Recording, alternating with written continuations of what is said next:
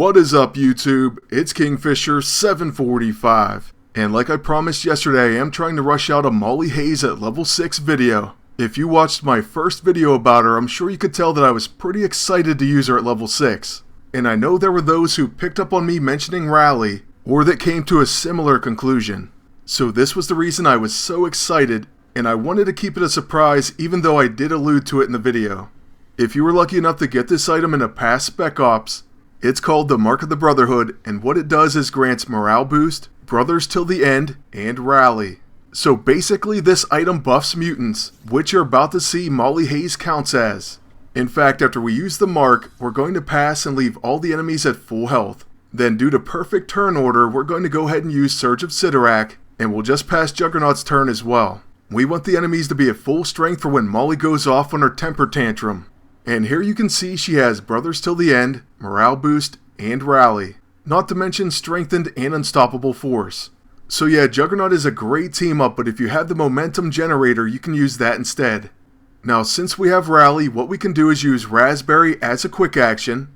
This immediately gives us Temper Tantrum, which is also a quick action. This is going to cause us to restore all stamina, and we gain infinite actions until recharge. So watch what happens right after we use our level 6.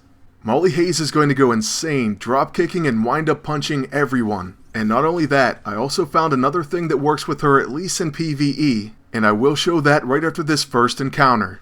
First we try to set them up with a drop kick, but it's taking the enemies completely out. So we try it once again, and after that we're just going to go ahead and use a wind up punch.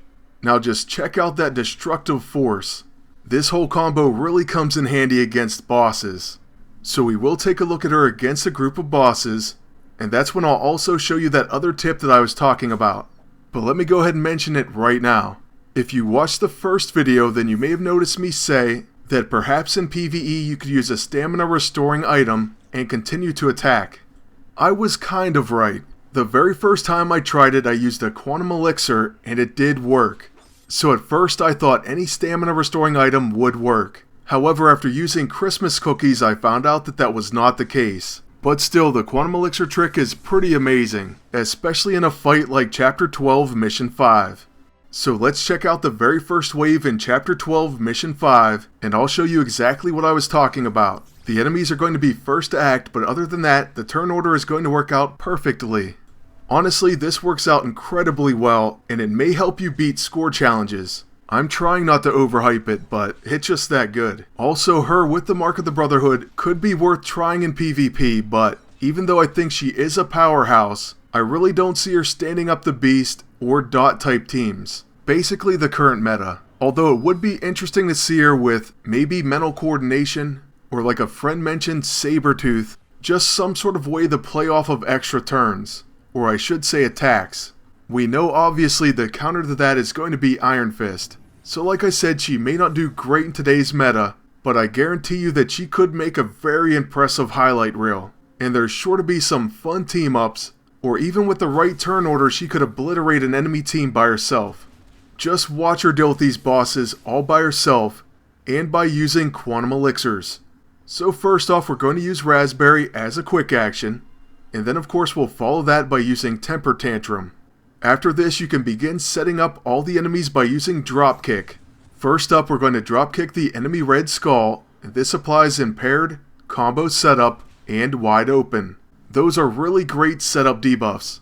So next we can use Wind Up Punch, and this is going to exploit combos.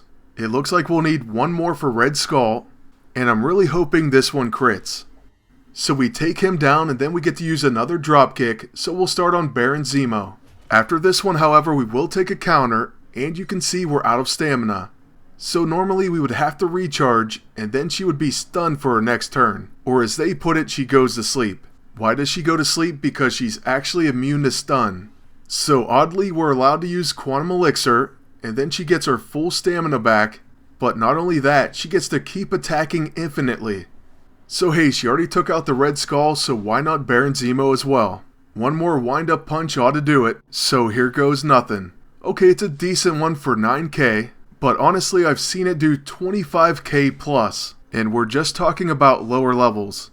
And then after that we'll start on Doc Ock, first of course with a dropkick, And then we can't do a wind-up punch, so we'll go ahead and do another dropkick. This is where I was trying to figure out, can we do another quantum elixir or not? At first I thought there's no way we can use a second one in a row, or in the same round. But after using a dropkick, we do go back into our supplies, and once again we will use a quantum elixir, and it works out fine. So what this means is we could attack as many times as we possibly need, until Molly Hayes takes down all the enemies. And that's going to be it for this quick video that I was very excited to share with you all. So I hope you enjoyed it, and I want to thank you all for watching. Please like, comment, and subscribe. And until next time, good luck, and take care.